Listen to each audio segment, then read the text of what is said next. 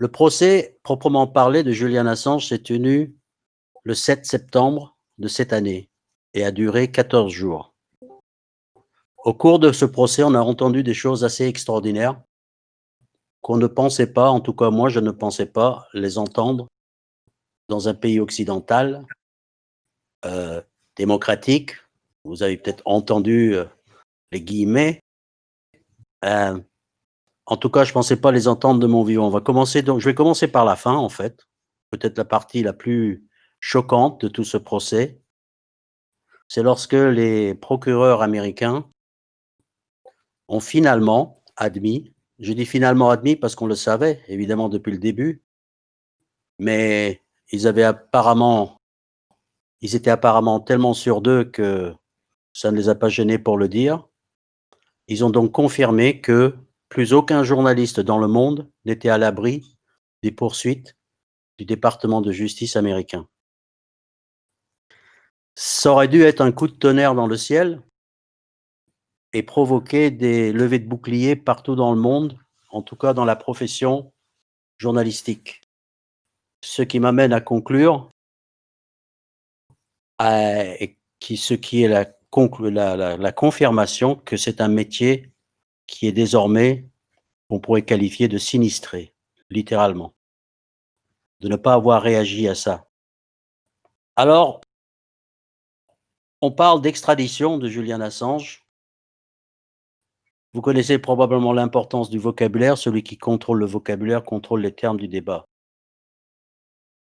Personnellement, lorsque je commence à contester les informations diffusées, le peu d'informations diffusées par les grands médias, je commence par le haut du pyramide, l'extradition. Une extradition consiste à renvoyer quelqu'un vers un pays où il a été condamné pour purger une peine ou pour être jugé pour un délit qu'il a commis. Or, Julian Assange n'a jamais été sous une juridiction américaine. Julian Assange est un Australien, il a travaillé en Europe, il a révélé des documents, certes, mais il n'a jamais été sous une juridiction américaine. En fait, nous avons affaire à une habitude, mais maintenant bien ancrée chez les Américains, qui consiste à appliquer ce qu'on appelle une extraterritorialité, qui consiste, pour ceux qui ne connaissent pas le terme, en gros à dire « ma loi s'applique à vous aussi, et c'est moi qui l'ai décidé ». Ainsi donc, la liberté de la presse, la liberté des journalistes, la liberté de publier, d'un seul coup, les lois américaines viennent de s'étendre à travers les frontières et ils viennent chercher un journaliste qui a exercé à l'extérieur et ils appellent ça une extradition parce qu'il faut bien lui mettre des formes à cette opération qui est en réalité une tentative d'enlèvement. C'est à peu près l'équivalent de lui mettre une cagoule sur la tête, de le jeter dans le coffre d'une bagnole et de l'amener sous un pont ou sur un terrain vague.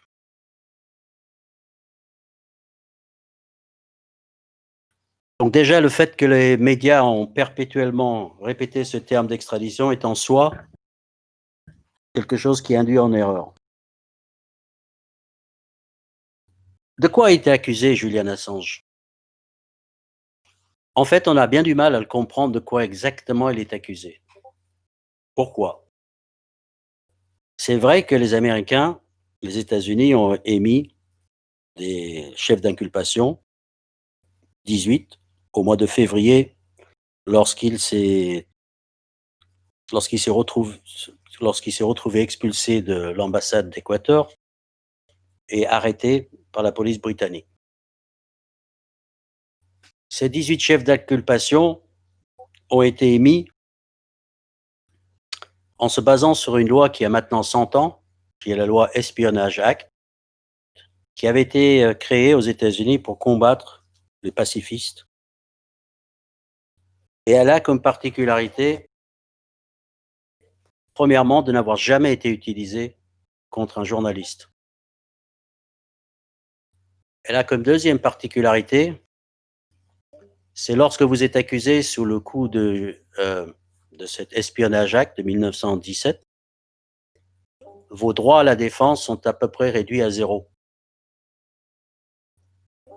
vous avez très peu de, de droits d'appel, par exemple, très peu de, de, de, de, de clauses qui pourraient servir de défense. Par exemple, vous n'avez pas le droit, c'est irrecevable, de déclarer à haute voix pourquoi vous avez fait ce que vous avez fait. Le pourquoi ici est irrecevable. Donc il s'agit d'une loi extrêmement répressive qui a été sortie des cartons, dépoussiérée, et pour lesquelles les Américains, en tout cas le département de justice, a décidé qu'il y avait une application extraterritoriale contre un journaliste. Il faut savoir que beaucoup d'administrations, plusieurs administrations en fait, pas beaucoup, l'administration Obama avait déjà envisagé donc de poursuivre Wikileaks sur cette loi, mais avait refusé de le faire finalement, ou s'était abstenu de le faire, pour ce que les juristes américains appelaient le problème du New York Times. Le problème du New York Times, il est très simple. À l'époque des révélations de Wikileaks en 2010, les grandes révélations, celles dont on parle ici à présent pour ce procès, concernant les documents guerre en Irak, guerre en Afghanistan et les câbles diplomatiques. Le raisonnement était simple, c'est à partir du moment où la presse américaine, par exemple comme le New York Times notamment, à partir du moment où ils avaient publié ces mêmes documents avec Wikileaks, qui était peu impossible de poursuivre un éditeur et pas de poursuivre un autre, puisqu'ils étaient coupables de la même chose.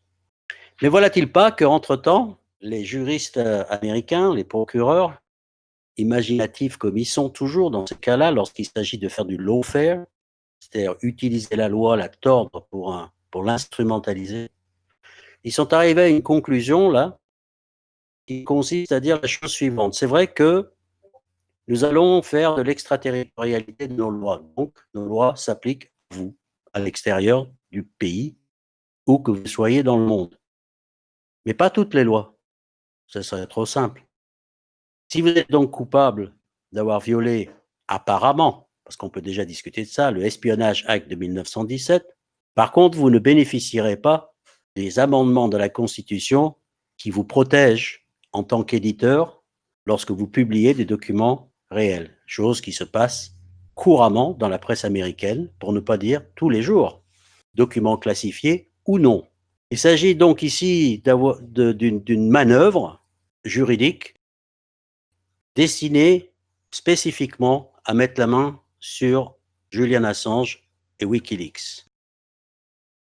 Le vernis légaliste, la couche est très fine sur cette affaire. Je veux dire que il existe déjà des centaines de juristes internationaux qui ont signé des pétitions et sont intervenus pour exprimer leur désarroi, si je puis dire, face aux argumentaires et face au raisonnement qui est tenu par les États-Unis. Quand même bien que tout ceci soit vrai, que Wikileaks, que Julian Assange soit coupable d'avoir fait ce qu'il a fait, dans les termes énoncés par les Américains, on a quand même bien du mal à réussir à faire le partage entre ce qu'il aurait fait lui et ce qu'aurait fait n'importe quel journaliste d'investigation. J'entends par là que c'est pas moi qui le dis, ce sont les journalistes d'investigation eux-mêmes, parmi les plus grands et célèbres du moment, qui le disent, qui l'affirment et qui le répètent. Daniel Ellsberg est venu témoigner au procès d'Assange en s'exprimant de la façon suivante. Il est inutile d'essayer de créer un conflit entre moi, le bon Ellsberg, le gentil Ellsberg, et le méchant Julian Assange. Pour la simple bonne raison que ce que Julian Assange a fait et ce que moi j'ai fait, c'est exactement la même chose. Il a fait un travail de journalisme dans le plus pur éthique du métier. Donc voilà-t-il pas que nous sommes en présence de quelque chose qui est assez étrange, où personne de ceux qui savent de quoi ils parlent, les journalistes d'investigation eux-mêmes, n'arrive à comprendre de quoi il s'agit exactement, puisque les accusations, les chefs d'inculpation, telles qu'elles sont formulées, ne font que décrire le travail quotidien d'un journaliste d'investigation, dont le travail consiste à recevoir des documents et à protéger ses sources. Y compris dans les chefs d'inculpation, à aucun moment il n'est fait mention de tentatives de piratage, de hacking ou Dieu sait quoi. Mais on a quand même encore du mal à comprendre les chefs d'inculpation parce que les Américains se sont permis de les modifier, de faire de ce qu'on appelle de superseding indictments, des inculpations des chefs d'accusation qui annulent et remplacent, qui sont tombées au mois de août, c'est-à-dire à 2-3 semaines avant le procès, et complètement hors délai. Mais la juge, comme d'habitude, les a acceptées. Et ces chefs d'inculpation-là sont différentes. Cette fois-ci, on n'accuse pas Julian Assange d'avoir violé une loi sur l'espionnage. On l'accuse d'être le chef d'un réseau international de hackers. Il tirerait les ficelles de Anonymous, il aurait une équipe autour de lui de hackers professionnels, enfin bref, toutes les actions de piratage dans le monde, en gros, passaient peu ou prou par Wikileaks. Alors on s'est dit, bon, à 15 jours du procès, voilà, on connaît enfin les chefs d'inculpation. Que nenni, parce qu'au cours du procès, les procureurs ont encore changé de fusil d'épaule et ils ont abandonné au bout de quelques jours face euh, au barrage de résistance dressé par les témoins de la défense qui ont fait un extraordinaire travail de debunking des affirmations des procureurs. Alors ils ont fini par abandonner leur argumentaire et ils se sont raccrochés à une dernière branche qui consistait à affirmer que Wikileaks avait mis des vies en danger et c'est ça qui est punissable. Mais là encore, pas de chance, les témoins, dont notamment l'ancien rédacteur en chef des enquêtes internationales du Der Spiegel, M. Goetz, je me souviens plus de son prénom, pardon, qui a travaillé avec Wikileaks, a confirmé lui-même que Wikileaks a fait tout son possible, et Julian Assange, pour éviter justement que des gens soient blessés ou mis en danger à cause des publications de Wikileaks. En fait, on est devant un dossier vide, et pourtant on n'a jamais vu autant de moyens dressés pour abattre un homme et une organe de presse. C'est une question intéressante, c'est pourquoi cet acharnement, pourquoi ces moyens mis à disposition. Je parle de moyens, je parle par exemple que les 12 principaux services de renseignement américains se sont joints dans une équipe, une salle de guerre anti-Wikileaks composée de 120 agents. Pourquoi tant de moyens contre une organisation somme toute relativement mineure aujourd'hui? Eh bien pour ça, il faut remonter, et je finirai là-dessus pour la première partie, tout simplement à l'origine de Wikileaks. On l'oublie un peu trop souvent, c'est que Wikileaks a été créé en réaction à quelque chose. Ce quelque chose, c'est quoi? Comme toute bonne histoire qui se raconte, il faut toujours savoir quand est-ce qu'on la démarre, cette histoire. Et moi, je la démarre systématiquement aux attentats de 2001, le 11 septembre 2001, lorsque 3 tours, et non 2, à New York sont tombées, et que les avions se sont scratchés dans le Pentagone et un autre s'est abîmé dans le Pennsylvanie. Au lendemain de ces attentats, on a vu un chape de plomb tomber sur les moyens de communication mondiaux. Ils se sont tous alignés sur la version officielle américaine, qui se sont tous alignés sur l'option guerrière, et qui ne faisaient même plus semblant maintenant d'avoir un minimum d'objectivité. Ils avaient carrément inventé le terme de embedded journalism, traduit en français par le journalisme embarqué. Pour ceux qui s'en souviennent, on voyait les journalistes se faire photographier avec leur gilet pare-balles, leur casque, à côté des GI, tout fiers d'embarquer dans des chars et dans des véhicules de combat sans même se poser la question de ce qu'ils étaient en train de faire.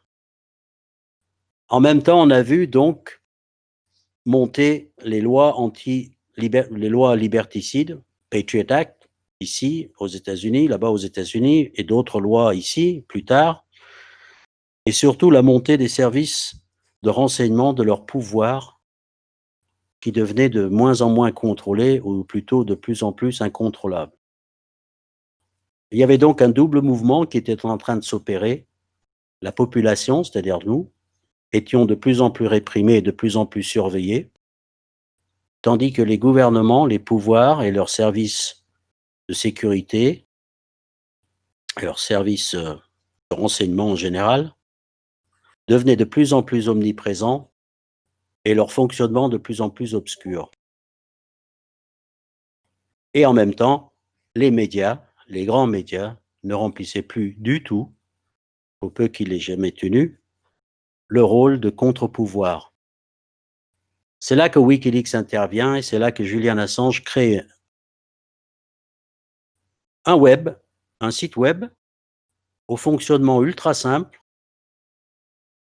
et à l'idée ultra simple, partant d'une hypothèse qui était la suivante.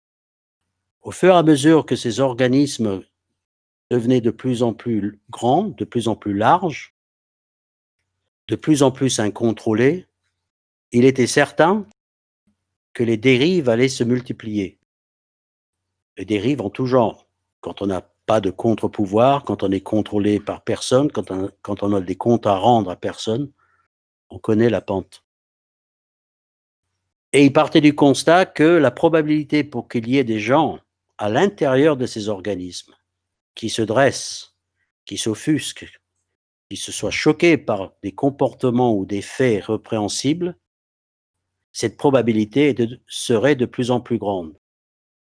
Mais pour qu'ils puissent dénoncer, et on parle bien de dénoncer des crimes, il fallait leur offrir un moyen de le faire sans risquer des représailles. C'est là que Wikileaks est né, la technique de soumission, qui était d'un genre tout à fait nouveau, mais qui a été adoptée depuis par environ une centaine de journaux, je crois. Secure Job, ça s'appelle aujourd'hui. Wikileaks offrait la possibilité aux lanceurs d'alerte de soumettre leurs documents, accompagnés d'une prouesse technologique, c'est de le faire à partir de l'Internet, mais sans être opéré. Impossible de savoir d'où ça vient. Et Wikileaks, en échange, garantissait deux choses. La première chose qu'il garantissait au public, c'est l'authenticité des documents. Et 10 millions de documents plus tard, ils n'ont jamais été pris à défaut sur ce plan-là. La deuxième chose que Wikileaks garantissait, et ça c'est important, c'est que si les documents présentaient un intérêt pour le public, ils les publieraient. Il y avait donc une double garantie, puisque le lanceur d'alerte avait pris des risques. Un, Wikileaks se chargeait de garantir l'authenticité de ces documents, et deuxièmement, assurer aux lanceurs d'alerte que les documents seraient publiés. On comprend bien, si on y réfléchit, que pouvoir dénoncer un organisme, quel qu'il soit, de l'intérieur par un initié, avec des documents officiels de l'entité en question, eh ben, c'est très simple. Ce modèle de journalisme représentait un danger existentiel pour les pouvoirs corrompus. Et je dis bien pour les pouvoirs corrompus. On imagine mal qu'un pouvoir qui n'a rien à se reprocher puisse être menacé par des dénonciations de bonnes actions. Ça n'a pas de sens. Donc nous sommes ici en présence d'un outil simple aux effets gigantesques potentiels, et qui l'ont été d'ailleurs. Et c'est là, je crois, à l'aune de ce que je viens de dire, qu'on comprend mieux la violence de la répression qui s'est abattue. Parce qu'au cas où le public ne l'avait pas compris, ce danger existentiel, les pouvoirs visés, eux, l'ont compris tout de suite et l'ont compris très vite. La répression a donc été tout à fait à la hauteur du danger existentiel que représentait Wikileaks. Wikileaks et d'autres types de médias comme Wikileaks. Wikileaks pouvait être démultiplié, créé par d'autres personnes. Il fallait donc non seulement mettre fin à l'activité de Wikileaks le plus tôt possible, mais aussi servir d'exemple à d'autres qui auraient la mauvaise idée d'imiter l'opération. Alors, ils ont tout de suite monté une équipe, comme je l'ai dit, de 120 agents. L'administration Obama n'a jamais voulu traverser la ligne de porter plainte directement. Ils ont cherché pendant longtemps comment attaquer Wikileaks sur le plan juridique sans tomber dans ce fameux piège ou problème du New York Times, comme ils l'appelaient. Comment les attaquer eux, pas attaquer les autres. La nouvelle administration Trump, ou certains au sein de l'administration Trump, qui apparemment ont trouvé la parade, donc en excluant tout simplement Julian Assange de la clause de défense des amendements de la Constitution qui protègent la publication de documents réels. Julian Assange, donc, vous le savez qu'il a cherché à obtenir le statut de réfugié politique, il l'a obtenu à l'ambassade d'Équateur. Le gouvernement a changé, pro-américain. Il s'est fait expulser, il a été arrêté, condamné à 50 semaines par la justice britannique, maximum jamais vu pour quelqu'un qui, à cet instant T, n'était accusé de rien. Il avait simplement violé sa condition, sa liberté conditionnelle suite à l'action des procureurs suédois. Et comme par hasard, au moment où il est arrêté, vous l'aurez remarqué, que la Suède, finalement, après 7-8 années de tergiversation, d'enquête préliminaire et rien de plus qui n'en finit pas, cède la place finalement, parce que c'était tout le but de la manœuvre, cède la place aux États-Unis, après avoir soigneusement ficelé Julian Assange et l'avoir remis entre les pattes des Britanniques, qui vont maintenant probablement le livrer aux États-Unis, qui ont déjà prévu qu'il serait mis dans une prison supermax, dans une cellule qui doit faire 3 mètres sur 2, où il sera enfermé 23h30 par jour, où sa seule exercice physique consiste à être déplacé dans une autre cellule de la même taille pour marcher en rond, et où le nombre de ses contacts sera limité au strict minimum, à savoir ses avocats et les membres de sa famille les plus proches. Bref, on n'en entendra plus parler. Il est urgent de sauver Assange, je crois, parce qu'ici, il s'agit d'une question de fond que souvent les camarades de la solidarité traduisent par le terme la liberté de la presse. Je vais ouvrir une parenthèse parce que ça me tient à cœur, même si maintenant c'est Victor qui parle. Tout ce que je vous ai dit jusqu'à présent, c'est ce que j'ai retiré à gauche et à droite. C'est des informations qui ne sont pas sorties de mon imagination. Maintenant, je vais me permettre, si vous le permettez, une petite parenthèse personnelle. Cette affaire est souvent décrite comme une affaire de liberté de la presse. Je conteste, moi, ce terme pour plusieurs raisons, mais la première, c'est je déteste cordialement cette expression, la liberté de la presse, pour plusieurs raisons. D'abord, dire la presse, c'est présenter une industrie comme une entité homogène aux intérêts partagés. C'est comme si on disait les intérêts de la grande distribution et le mettre dans le même sac, le petit épicier bio dans le coin et Monsanto. Il y a des presses qui n'ont pas tous les mêmes intérêts et ne servent certainement pas les mêmes intérêts. Et deuxièmement, on ne définit pas en quoi consisterait cette liberté. Les gens qui disent on veut défendre la liberté de la presse, dans l'affaire Julian Assange, voyez-vous, la presse en toute liberté a refusé de vous informer, en toute liberté vous désinforme parfois. Il ne s'agit pas donc d'une question de liberté stricto sensu, puisque en ce moment, les plus grands médias opèrent en toute liberté et n'ont pas l'air de se plaindre. Ce dont il est question ici, ce qui est en jeu, c'est quelque chose que Wikileaks et Julian Assange avaient parfaitement compris.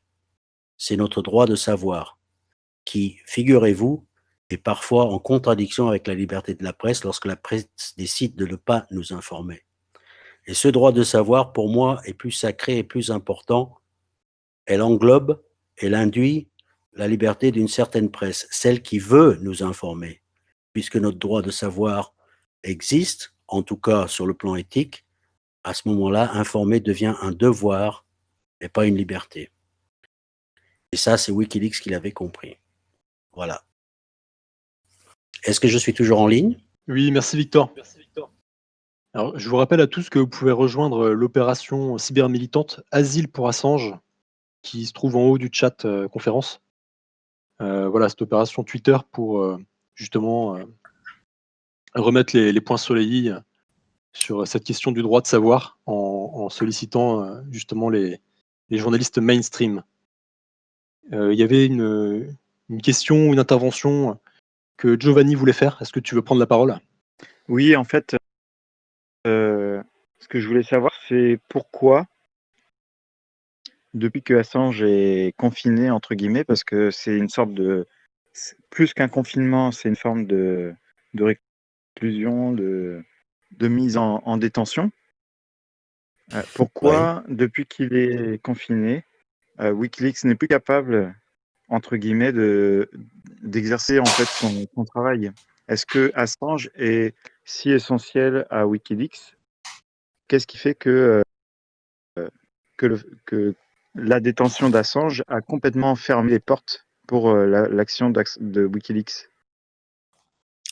Si vous n'avez pas suivi l'affaire de Wikileaks et Julian Assange de très près, tout ce que vous croyez savoir ou les impressions que vous avez sont probablement fausses. Wikileaks continue de travailler. Wikileaks a encore très récemment publié des documents explosifs sur les armes chimiques et leur utilisation en Syrie. Ce qui s'est passé maintenant, c'est que la grande presse ne relaye plus les révélations de Wikileaks et il y a eu, il faut bien le dire, et c'est pas moi qui parle, Wikileaks l'admet, un certain refroidissement du côté des lanceurs d'alerte. Il faut bien comprendre que cette affaire où un journaliste risque 175 ans de prison et va savoir que s'ils lui mettent la main dessus, il y a des tas de gens qui doivent s'imaginer qu'ils vont le torturer au point de révéler les noms des lanceurs d'alerte, pour peu qu'ils les connaissent. Je ne suis même pas certain qu'ils les connaissent, mais qui sait? Il y a donc eu un phénomène de recul et les soumissions sont devenues moins nombreuses. Ça, c'est clair. J'ose pas me mettre à la place des gens de Wikileaks qui continuent de travailler, puisque les Américains ont déjà prévu qu'ils viendraient après les autres signifiant ceux de Wikileaks, mais d'une manière générale, ceux qui font un travail de journalisme d'investigation et qui publient ce que certains pouvoirs ne veulent pas voir publié. Donc oui, Wikileaks continue de marcher. Ils n'ont plus les moyens d'avant, ça c'est clair, puisqu'on leur a coupé la plupart des moyens de financement.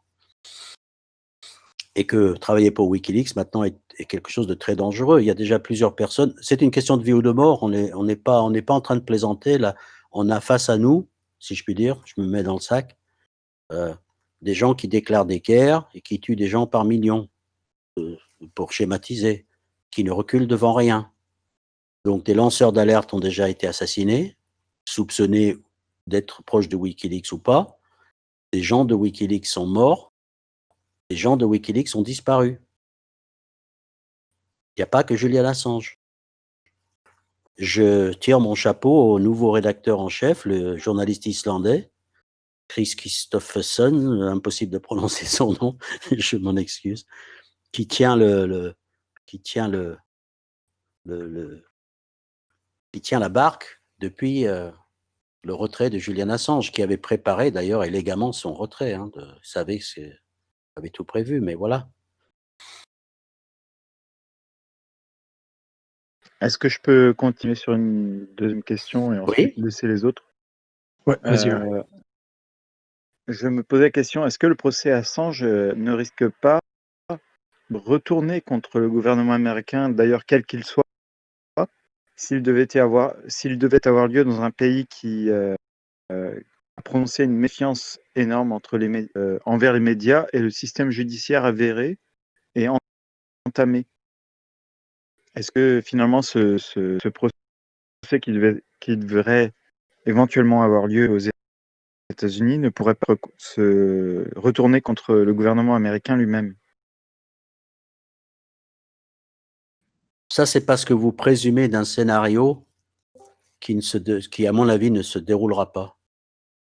WikiLeaks, Julian Assange, quand il arriva sur le territoire américain, non, les projecteurs ne vont pas être braqués sur lui. Non, son affaire ne va pas faire la une des journaux. Ça va faire l'objet de quelques lignes dans la presse et littéralement, il disparaîtra.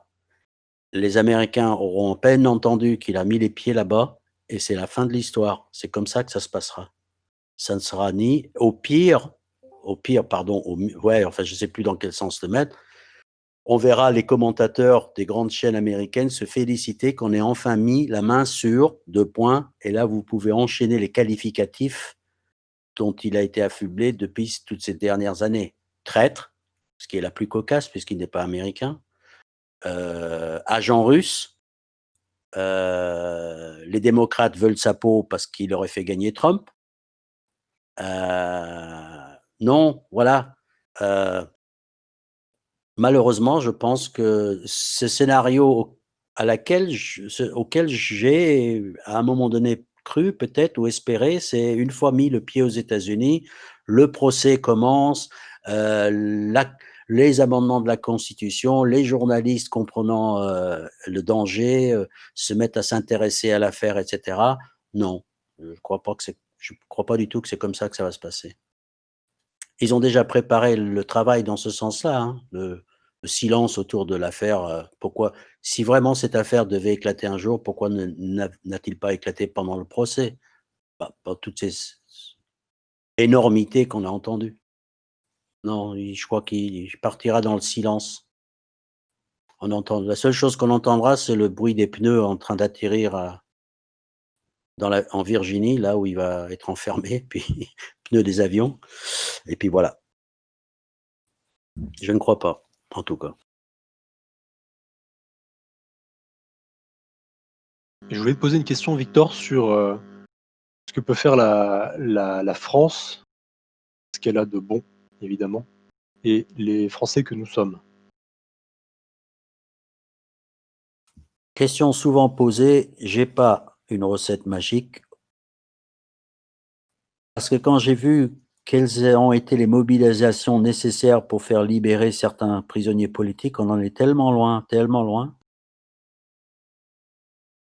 On peut espérer un sursaut des médias, on peut espérer plusieurs choses. Ce qui est clair, en tout cas, une chose est claire, j'ai été responsable d'une association de défense des prisonniers politiques en Amérique latine pendant environ 10 ans. Et une chose est claire pour moi, c'est que les procès politiques ont autant plus de chances d'aboutir qu'ils se déroulent dans le silence. Or, c'est le silence qui est organisé autour d'Assange. Notez bien que Assange n'est pas isolé, parce qu'en termes de gens qui le soutiennent, je veux dire qu'il a une sacrée liste de noms et d'organisations. À un moment où je vous parle, les plus grandes organisations de défense des droits de l'homme qui étaient plutôt méfiantes, vous voyez, l'histoire qu'il avait violée, etc., ça a créé des ravages, cette fake news là qu'ils ont réussi à lui coller à la peau. Mais maintenant, on a Amnesty, on a Reporters sans frontières.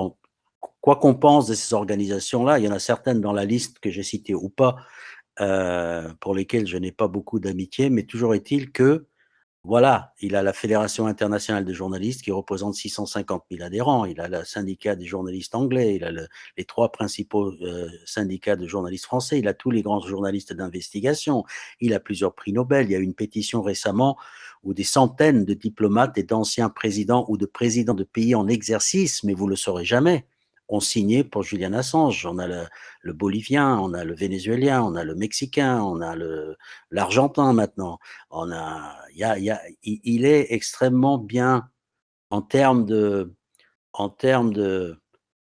people, si je puis dire. Il est extrêmement bien soutenu. Et c'est la raison, probablement, pour laquelle les médias sont obligés d'appliquer un tel omerta. C'est parce qu'il n'est pas seul, mais il est isolé du public. Et c'est cet isolement que nous devrions chercher à briser. Il y a des milliers maintenant de journalistes qui ont signé une pétition pour lui. Lui qui est officiellement dans certains médias n'est même pas considéré comme un journaliste.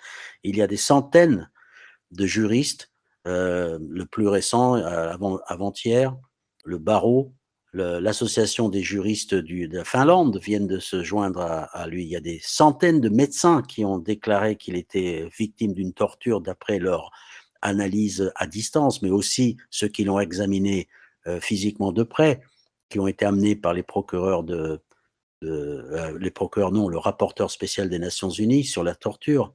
Ce dossier-là est un dossier en béton, mais le problème, c'est qu'on n'arrive pas à le faire passer le mur du silence. C'est un journaliste est en train d'être torturé, déjà, pour avoir exercé son métier dans la plus pure tradition du métier et pour défendre un droit que lui considère comme sacré, et ça tombe bien, moi aussi, notre droit de savoir. Parmi les éléments de langage, notre droit de savoir, j'ai oublié peut-être de le préciser, il y en a un qui est important. Une des reproches qu'on lui fait, notamment dans les médias américains, c'est pour ça que je pense qu'il ne sera pas très bien accueilli. Le public américain est absolument convaincu qu'il a fait mourir des milliers de soldats américains à cause des révélations de Wikileaks. On se demande bien comment ils sont arrivés à le croire, mais à penser ça, mais les médias américains ont aussi fait du bon boulot par rapport à ça. Mais un autre reproche, c'est qu'il a publié des documents classifiés. C'est incroyable comment ce terme fonctionne bien dans l'imaginaire collectif, parce que qui dit classifié, à croire que le délit est démultiplié par le fait de publier des documents classifiés. Mais là, je me refais le relais des journalistes d'investigation qui disent, mais tout travail de journaliste consiste à publier des documents classifiés, c'est-à-dire ceux qu'on ne veut pas voir publiés, parce que sinon, ce n'est pas du journalisme, c'est juste des relations publiques. D'accord? Deuxièmement, on ne se pose pas la question de savoir qui décide de la classification et pourquoi. Ça veut dire quoi classifier? En fait, ça veut dire, petite parenthèse, la notion de classification n'existe même pas dans le droit américain. C'est un concept comme ça, militaire ou administratif, qui consiste à dire je vais classer ça à ne pas diffuser. Mais du point de vue juridique, ça n'a aucune valeur particulière. Cela dit, la classification des documents par qui déjà et pourquoi? On oublie de dire que Julian Assange et Wikileaks ont révélé des crimes de guerre. Pas que la vidéo dont on a entendu souvent parler, mais des dizaines, des milliers des crimes de guerre. Alors je veux bien que les crimes de guerre soient classifiés, bien heureux le monde où les criminels peuvent classifier les documents et où la révélation des crimes par la publication des documents constitue, lui, le crime, et pas les crimes dénoncés. C'est absurde, mais ça évite au fond de parler du contenu. Vous voulez qu'on parle du contenu? Je vais vous parler du contenu. Moi, je suis allé sur le site de Wikileaks, je me suis baladé, j'ai trouvé 2 trucs plus, mais dont je me souviens. L'incident et ce sont des rapports de l'armée américaine elle-même, hein, c'est pas la petite fille à la robe jaune, c'est une Irakienne, 13-14 ans, qui avait pour habitude de vendre des bonbons ou essayer de vendre des bonbons aux soldats lorsqu'ils rentraient le soir à la caserne. Un jour, exaspéré probablement pour une raison qu'on ne saura peut-être jamais, un soldat descend d'un blindé, s'approche d'elle et l'abat d'une balle dans la tête et remonte dans la blindée et rentre dans la caserne. Il y a un autre exemple connu, cette fois-ci, parce que j'en ai entendu parler ailleurs, mais quand je suis tombé dessus, c'est une opération de bombardement d'une pâté de maison qui a été ordonnée pour éliminer tous les témoins d'un viol collectif par des soldats américains qui avait été faite 2 ou 3 jours plus tôt. Donc, ils ont rasé un pâté de maison pour éliminer tous les témoins. Ça s'appelle des crimes de guerre, ça.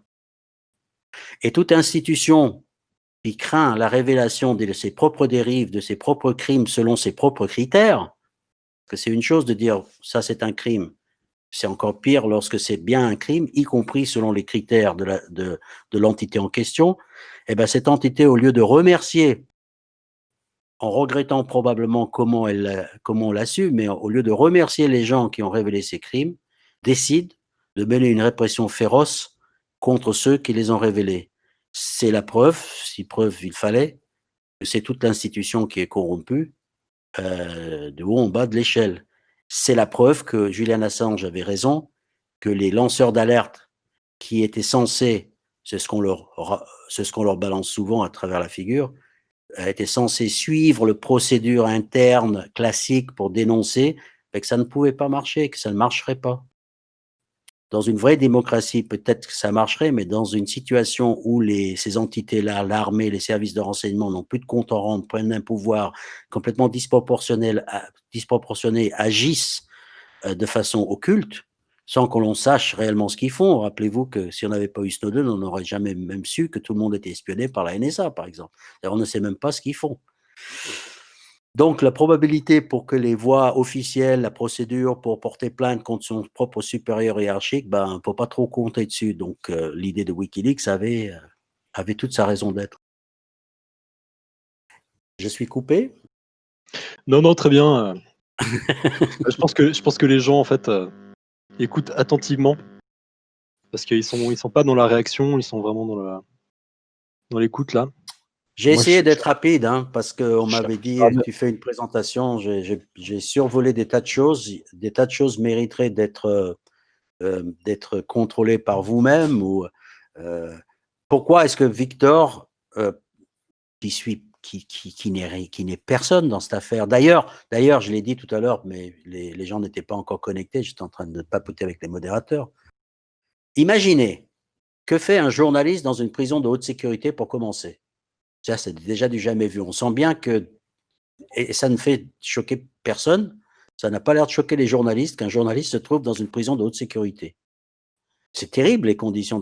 Il est malade, pas soigné, entouré d'assassins en série. Et qui c'est qui vient dénoncer ça sur les médias alternatifs?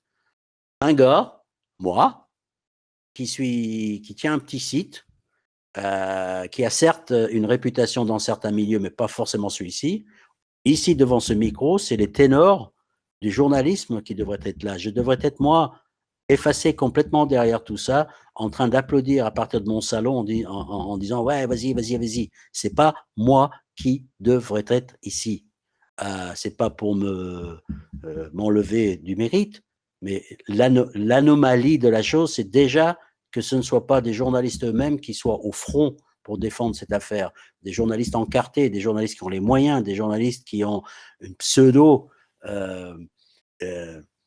éthique.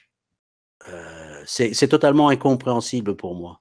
La seule explication que j'arrive à trouver, j'en ai plusieurs, aucune n'est optimiste. La première, c'est des imbéciles, voilà, ça c'est fait, c'est dit. Pas très réjouissant comme constat. Une autre raison pourrait être tout simplement non, ce n'est pas des imbéciles, ils comprennent tout à fait ce qui se passe, mais voyez-vous, ils comprennent aussi parfaitement qu'ils ne sont pas vraiment concernés. Parce que eux ne traverseraient jamais les lignes rouges que Wikileaks a traversées. Eux, comme les journalistes du New York Times, comme les journalistes du Monde, téléphonent au ministère lorsqu'ils ont un document explosif entre les mains et demandent s'ils peuvent le publier, demandent si c'est une question de sécurité nationale. Ne croyez pas que des journalistes encartés dans les médias mainstream se permettent le droit de publier un document qui pourrait être considéré comme un acte de trahison, même dans les esprits les plus fous, comme ça, sans en référer. Les lignes rouges, ils les connaissent, ils savent. C'est pour ça, à mon avis, ça c'est la version maintenant que je défends, c'est parce qu'ils savent qu'ils sont pas vraiment concernés par cette affaire, pas eux. Il y a des journalistes qui sont concernés. Quand les journalistes quand les Américains disent on viendra chercher les autres, je vous rassure tout de suite, c'est pas d'Éric Zemmour dont ils parlent, c'est pas de Patrick Cohen sur France Inter dont ils parlent, c'est pas, j'essaie de trouver des noms, mais je suis tel petit peu les grands médias qu'ils m'échappent, mais vous avez compris de qui je parle. C'est pas de ces journalistes-là dont ils parlent. Ils parlent des journalistes d'investigation, les John Pilger, peut-être les Michel Collomb, peut-être vos journalistes à vous, si vous avez un hebdomadaire ou un quotidien, je ne sais pas. Tout à fait. C'est ces journalistes-là dont ils parlent. Parce que ces journalistes-là pourraient, un jour, traverser les lignes rouges. Peut-être. Donc, on a bien compris que la guerre des médias a été déclenchée. Et je pense qu'il faut le mettre tout à fait en corrélation avec la censure de plus en plus forte de Facebook et de Twitter. La guerre des médias, le contrôle, l'opération reprise en main de l'information, du flux de l'information, le cantonnement de toute opinion dissidente dans des recoins de l'Internet, juste assez pour dire qu'on est dans une démocratie et laisser les gens s'agiter entre eux, pendant que les grosses machines se remettent en route comme il faut. Cette guerre-là a été déclarée et le général Assange est le premier à tomber. Pour Oui, illustrer Ah, ça, d'ailleurs, il y a Sun Tzu qui demande en fait ce que tu penses de l'affaire du concert. du concert. Le concert en plein air qu'il y a eu, je sais plus, tu en avais parlé la dernière fois, c'est assez Ah effarant. oui, bah J'ai c'était plus un le nom de la personne. Roger Waters. Yep, C'est ça dont tu parles, Roger Ouais, c'est Waters. ça. Oui, bah c'est un détail qui est très représentatif de la volonté. Et je dis bien de la volonté. On pourrait chercher des excuses à ce silence journalistique, mais c'est pas de l'indifférence, c'est une volonté. Et je l'affirme haut et fort. Il y a plusieurs éléments qui le prouvent, mais il y en a un parmi d'autres qui est le plus très parlant. Parmi les soutiens de Julian Assange, il y a Roger Waters. Pour ceux qui le connaissent, pour ceux qui ne le connaissent pas, c'est le cofondateur d'un groupe de rock mythique dans le monde qui s'appelle Pink Floyd. Et Roger Waters, en Angleterre, est on va dire un demi-dieu vivant, à l'instar de Paul McCartney, etc. Donc Roger Waters est très solidaire de Julian Assange et il y a 1 an à peu près, il a décidé d'organiser un concert impromptu, acoustique, dans la rue, devant le ministère des Affaires étrangères, je crois, ou du ministère de l'Intérieur, je ne me souviens plus. Donc Roger Waters fait monter un podium en pleine rue, prend sa guitare acoustique et décide de faire un concert. Plus people que ça, c'est impossible. Comme Johnny Hallyday, paix à son âme, c'est comme s'il faisait un concert sur les Champs-Élysées de solidarité avec je ne sais plus qui. Eh bien, la presse anglaise, et même internationale, n'en a pas pipé mot ni avant, ni pendant, ni après. Lorsqu'on consulte des vidéos qui ont été tournées, parce que la bouche à oreille a fonctionné quand même un petit peu, eh bien, autour de Roger Waters donnant un concert gratuit, acoustique, dans la rue, je crois, s'ils étaient 500, ça doit être vraiment le bout du monde. Donc, on ne me fera pas dire que c'est pas volontaire. D'ailleurs,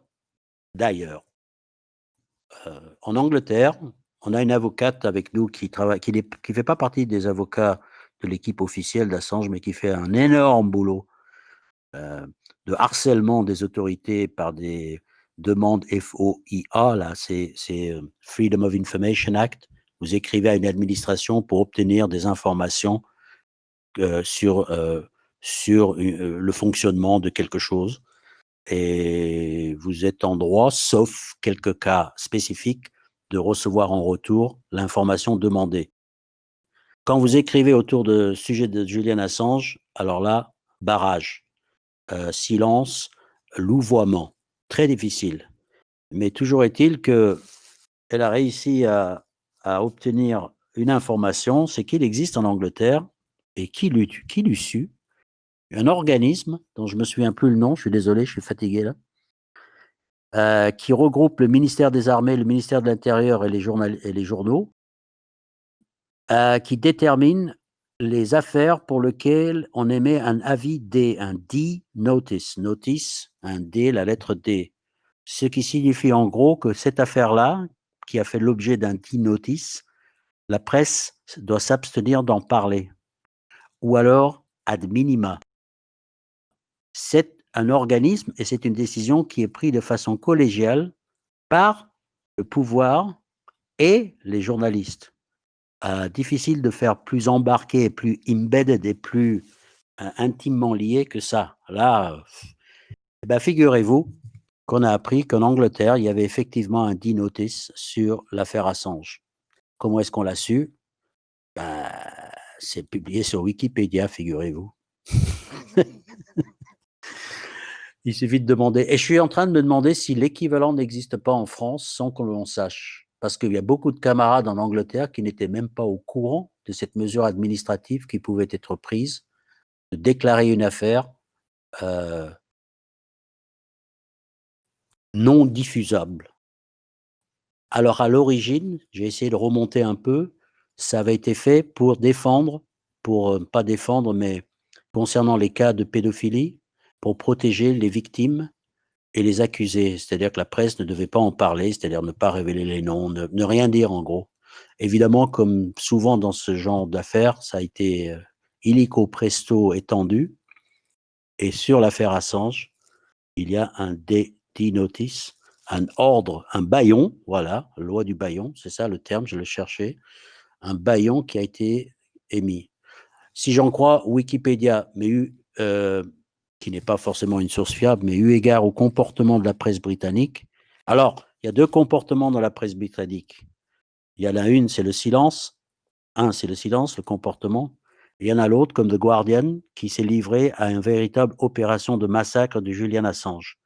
Le Guardian, qui a été partenaire de Wikileaks à une époque, qui a été à l'origine de la fuite d'un mot de passe qui a valu que les archives de Wikileaks soient volées et publiées sur un autre site américain qui s'appelle Cryptome.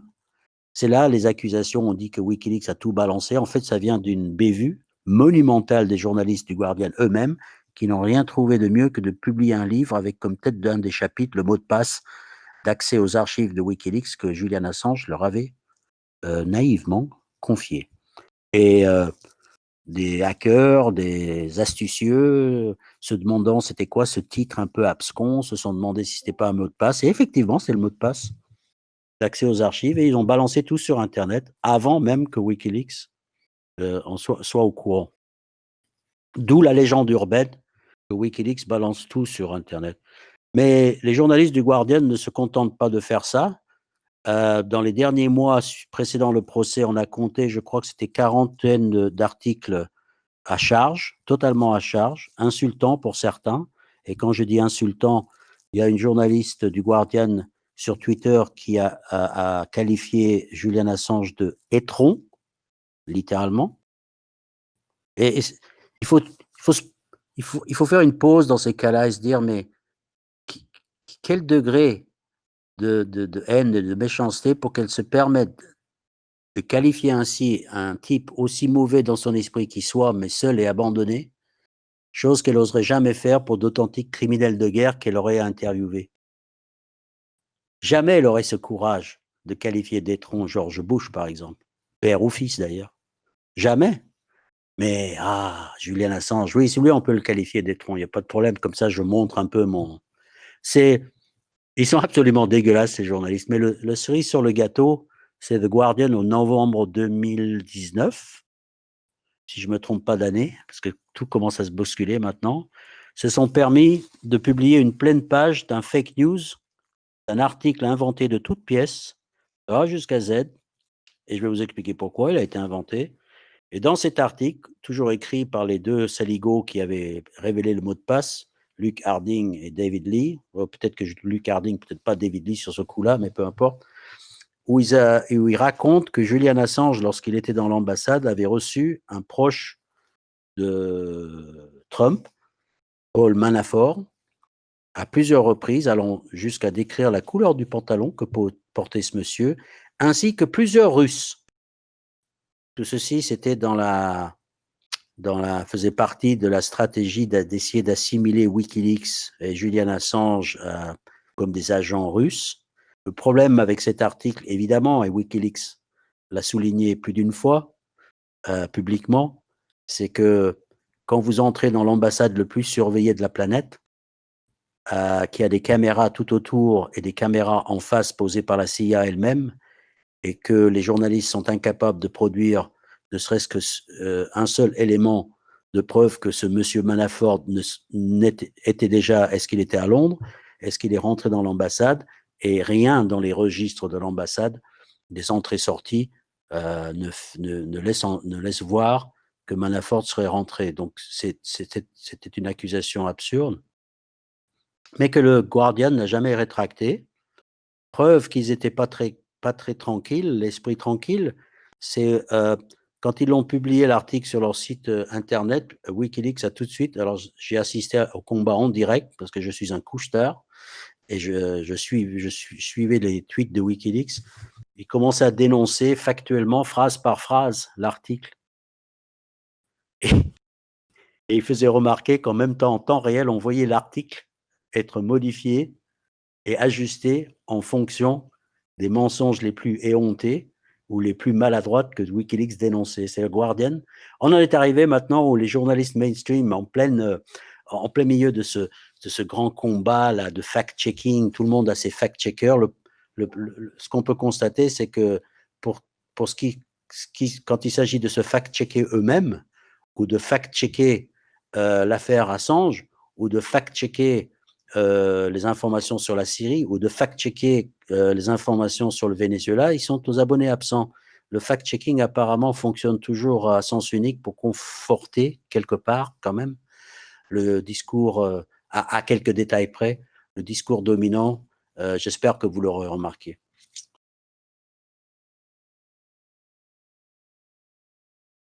Merci Victor. Alors, je fais un rappel en fait sur notre opération Asile pour Assange, Twitter. Je vous invite à rejoindre le serveur du même nom. L'idée en fait de cette campagne, c'est de vous assigner un certain nombre de tweets chaque jour, qui vous prendra à peu près 5 minutes dans votre journée, jusqu'à la date du 31 décembre, qui est la date du Brexit, où effectivement la situation deviendra beaucoup plus compliquée pour que la France puisse faire quelque chose pour Assange. Et donc nous avons jusqu'à cette échéance-là pour faire du bruit et faire parler de l'affaire Assange, et pour protéger Assange par le bruit que nous ferons. Donc rejoignez ce serveur et je vais te poser une question, Victor. Qu'est-ce que tu vois en fait comme possibilité pour notre opération d'aboutir, ou si c'est indirect, qu'est-ce que ça peut porter de positif? Chance d'aboutir, je ne me permettrai pas de donner un pourcentage, mais il s'agit d'une œuvre. Je vais me mettre sur le terrain de la morale, là. Je vais inverser la question. Est-ce qu'il y en a un seul parmi nous, vous qui m'écoutez, pense qu'on peut se permettre de ne rien faire? Moi, jamais j'ai pensé que Victor tout seul, parce que je crois que j'étais le premier, quand j'étais voir Michel Collomb modestement, j'ai commencé à lui parler d'un mec qui s'appelle Assange. On a fait une réunion à Belgique il y a 2 ans. Eh ben, figurez-vous que la mère d'Assange nous a dit, c'est la première fois depuis 10 ans, 8 ans, la première fois qu'une soirée publique était tenue pour son fils. Car on commence loin, les gars. On a commencé tard, on a commencé loin. Euh, il est hors de question, en ce qui me concerne, que je me batte pas jusqu'au bout. Je peux que vous inviter à faire pareil. Tous nos combats sont pas gagnants, mais il y a une question d'honneur, il y a une question de. Moi, je suis plutôt pessimiste parce qu'on est quand même gouverné par des cons, d'une manière générale. On ne serait pas là où on est. Euh, euh, comme j'ai dit, c'est pas moi qui devrais être là. Le fait que ce soit moi qui essaye de vous convaincre, c'est quand même paradoxal. Même si j'ai une haute estime de moi-même, je veux dire, je suis assez lucide pour comprendre que c'est pas moi qui devrais être là. C'est des grands journalistes français, ils sont pas là. Voilà. J'ai pas de réseau, j'ai pas d'amis, j'ai pas de. C'est triste à en pleurer. Il y a de quoi en pleurer. Je crois qu'on va morfler sur ce coup-là. Je sais que souvent on annonce la fin du monde, 1984, etc. Mais je connais suffisamment les Américains. Comme j'ai dit, j'ai fait de la solidarité avec Cuba pendant 30 ans. Et c'est un excellent terrain d'exercice. Je pense que les médias alternatifs, alors je mets dans le grand sac, hein, médias alternatifs, c'est-à-dire que tous ceux qui ont une autre conception de l'information, qui ont un vrai attachement à la vérité, qui n'ont pas de compte à rendre au pouvoir, qui ne supportent pas les 2 poids 2 mesures. Je suis là en train d'essayer de trouver c'est quoi la définition d'un média alternatif, hein, qui refuse le 2 poids 2 mesures, qui refuse les ruptures narratives. Hein. On commence à raconter une histoire, puis d'un seul coup, boum, on passe à autre chose. Okay. Comment ça s'est terminé? Ah ben, c'est pas grave, on va passer à autre chose. Ces médias-là, on va morfler. On est déjà victime pour l'affaire Assange et Wikileaks d'une censure furtive de la part de Twitter et de Facebook. C'est clair, net et précis. Notre influence lorsque nous diffusons un article avec le mot Assange ou Wikileaks tombe d'environ 90%. Et plusieurs personnes, bon, nous, au Grand Soir, on sait comment mesurer ça, mais maintenant, il y a Craig Murray, qui est l'ancien diplomate anglais, britannique, qui a assisté, qui est un proche de la famille, qui a assisté, un des rares personnes qui a réussi à assister au procès, qui l'a remarqué. Les réseaux sociaux, avant, lui amenaient 200 000 visiteurs par jour, c'est tombé à 3 000 depuis qu'il s'occupe de l'affaire Assange. Donc, de 200 000 à 3 000, c'est, voilà, quoi. Nous, le Grand Soir, c'est 90%. Twitter et Facebook, et ils sont en train de nous, tout doucement, la politique du bois, en train de nous entourer, ils vont commencer à nous étouffer tout doucement. Donc, la question Assange, oui, est au-delà. Notre droit de savoir. Il commence par le haut du pyramide, qui était Wikileaks, un modèle inattaquable sur le plan technique, donc il fallait l'attaquer sur le plan éthique, réputation, en accusant Assange d'être un saligo, de ne pas laver ses chaussettes, d'étaler ses excréments sur les murs de l'ambassade, avait dit le nouveau président équatorien lors d'une conférence de presse. Incroyable. Tous les mensonges pour en faire un sale type, en fait, pour que les gens se désintéressent. Donc, je ne sais pas trop, hein, j'ai pas de solution. J'ai pas de solution. J'ai presque envie de dire adressez-vous aux professionnels de l'agit-prop. J'en suis pas. Je suis plutôt genre intellectuel. Je suis super content qu'une groupe se soit monté suite à le truc de Thinkerview, là, les amis. Mais j'ai envie de vous dire, c'est probablement trop tard. Mais vous allez le faire quand même, les gars, parce que pour votre propre amour-propre, vous n'allez pas leur dire que vous avez laissé partir le meilleur d'entre nous dans le silence, si? Non, on va faire un raouf. Voilà, un Et barreau je pense d'honneur, que ça s'appelle. plus parce que ce qu'on fait là, en fait, même si, on n'arrive pas à emporter la partie, imaginons, je sais pas, hein, ça peut passer. On peut aussi imaginer que ça marche. Mais, le fait d'avoir, brisé, l'omerta, ça c'est quelque chose qu'on peut faire. Heu, Empêcher l'extradition, c'est moins évident, mais en faire parler déjà, c'est quelque chose qui protège. En fait, cette histoire, il y aurait, si je devais le résumer ou l'imager, je dirais qu'il y aura probablement plusieurs volumes. Le premier volume, c'est naissance et la mort de Wikileaks et de Julian Assange. D'accord? Voilà, ça c'est. Maintenant, il y a un deuxième volume à écrire. S'appuyant sur toute cette expérience, et je vous assure que plus vous creusez et plus vous allez découvrir des choses, il y a l'histoire des médias à écrire sur cette affaire.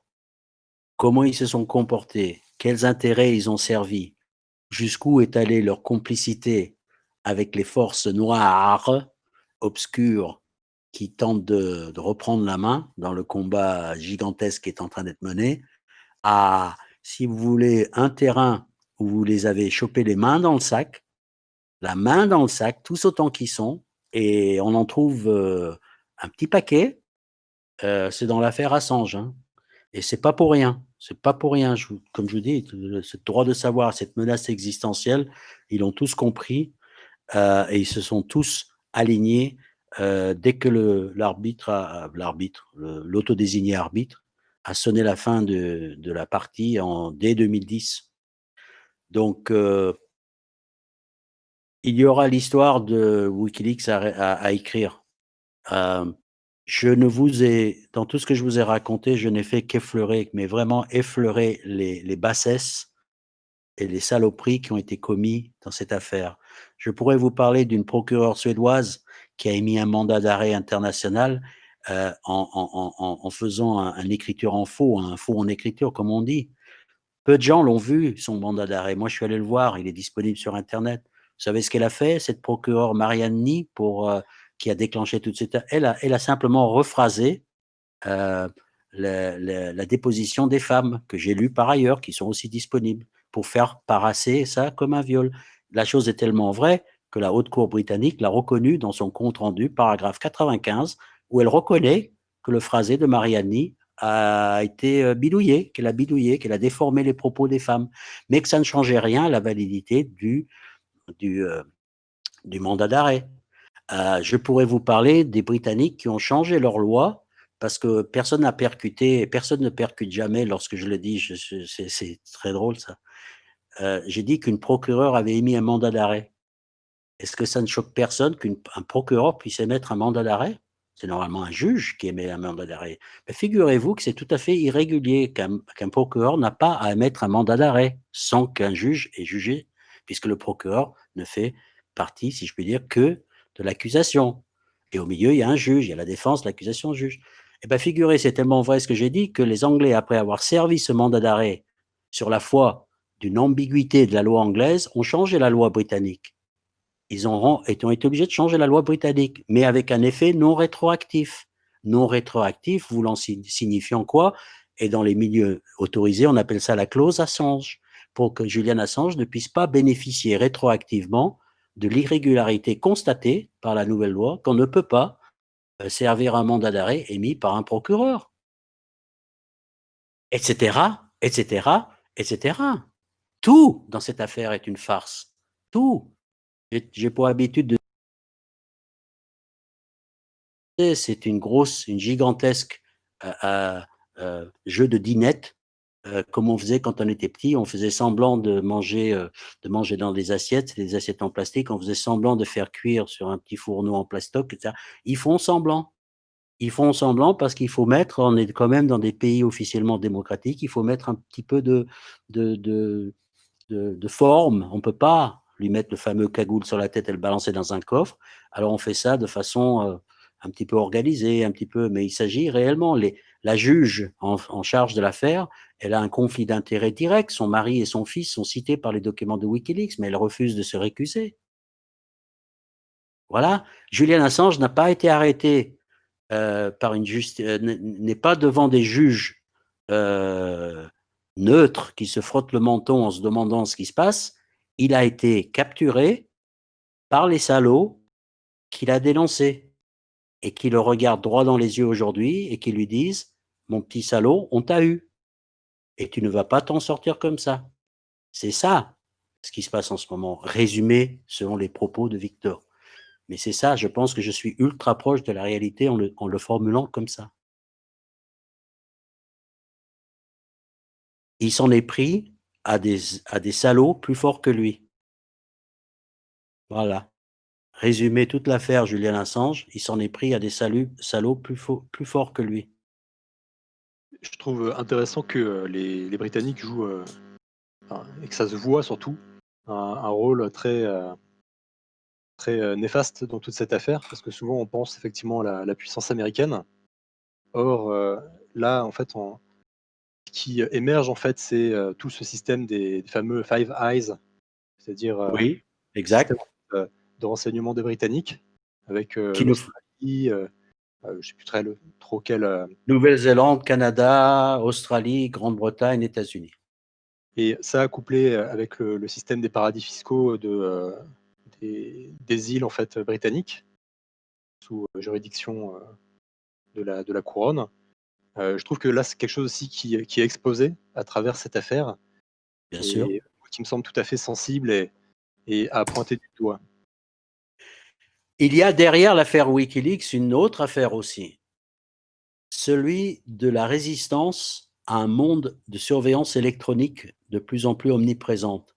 Il existe une guerre, si je puis dire, pas une guerre, une tentative, un embryon d'organisation de résistance face à la surveillance électronique. Julian Assange, qui était un génie de l'informatique, qui a des brevets qui sont déposés sur le fonctionnement des serveurs qui pilotent l'Internet, qui a fondé un des premiers fournisseurs d'accès à Internet en Australie pour les gens gratuits, qui n'avaient pas les moyens, qui existe encore. C'est pas n'importe qui, hein, Julian Assange, c'est un génie de l'informatique, parmi les grands de ce monde. Il aurait pu finir comme Zuckerberg, milliardaire dans le Silicon Valley, mais c'est quelqu'un de désintéressé, que l'injustice obsède. Toutes ces déclarations, toutes ces interviews, si je vous conseille d'aller sur Internet, on les trouve encore, ces interviews, c'est quelque chose qui revient très souvent. C'est une de ces phrases fétiches, c'est on ne peut pas réparer des injustices si on n'est pas au courant des injustices. Donc, le premier acte de justice, c'est de les révéler. Donc, voilà, bon, c'est très fort comme constat de sa part. Et donc, dans cette guerre de résistance, il y avait cette théorisation qu'on peut lire dans certains livres écrits par Julian Assange, qui est le constat que seuls ceux qui ont la capacité technique de se protéger réussiront à créer une véritable résistance. On ne résiste pas quand on est sur Twitter et Facebook, parce que Twitter et Facebook, ils ont le doigt sur l'interrupteur, ils vous coupent le compte quand ils veulent, et vous avez que les yeux pour pleurer. Se protéger, ça veut dire être maître dans l'art de la cryptologie, par exemple. Et mettre la cryptologie à la disposition du grand public, c'était aussi une façon de protéger les résistants ou ceux qui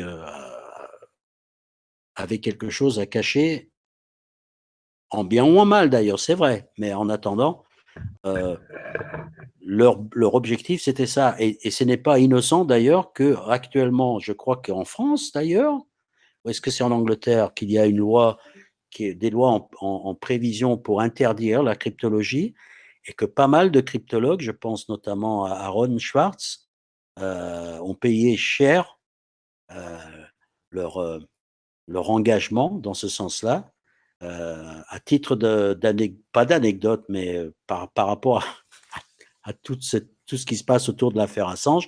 Il faut savoir que le même jour où Julian Assange a été arrêté, un de ses amis, Olabini, a été arrêté en Équateur, où il vivait, qui est un spécialiste de cryptographie. Et le gars, il n'a jamais su pourquoi il est arrêté. Il ne sait toujours pas d'ailleurs.